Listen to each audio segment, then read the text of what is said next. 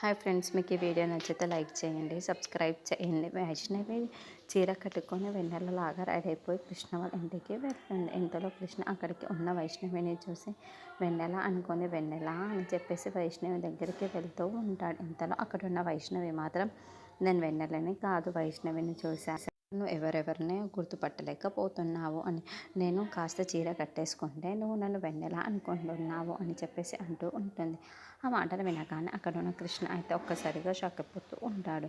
ఇంతలో అక్కడున్న వైష్ణవి మాత్రం, చూసావా, నువ్వు గుర్తుపట్టలేకపోతున్నావు కదా, అలాంటిది నన్ను అనుకునే నువ్వు వెన్నెలని ప్రేమించావో ఏమో మరి, అందుకే ఇప్పుడైనా నన్ను అర్థం చేసుకో, నన్ను ప్రేమించు, నన్ను పెళ్లి చేసుకో అని చెప్పేసి అంటుంది.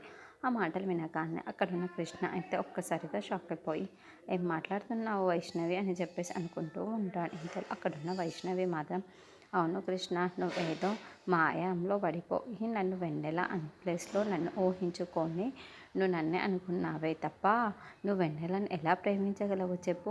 నువ్వు వెన్నెలని ప్రేమించడానికి వీలు లేదు కదా, నీకు ఫస్ట్ నుండి లాస్ట్ వరకు నేనే ఉన్నది కదా వైష్ణవిని, నువ్వు నన్నే ప్రేమించి ఉండాలి, ఇకనైనా అర్థం చేసుకో, నువ్వు వెన్నెలని మర్చిపోయి నన్ను పెళ్లి చేసుకో అని చెప్పేసి అంటూ ఉంటుంది.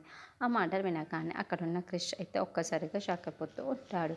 ఇంతలో అక్కడున్న వైష్ణవి మాత్రం, అవును, నువ్వు ఇకనైనా సరే నన్ను నమ్మి నన్నే ప్రేమించి నన్నే పెళ్లి చేసుకో అని చెప్పేసి అంటుంది. ఇంతలో అక్కడున్న కృష్ణ మాత్రం ఏమీ మాట్లాడకుండా మౌనంగా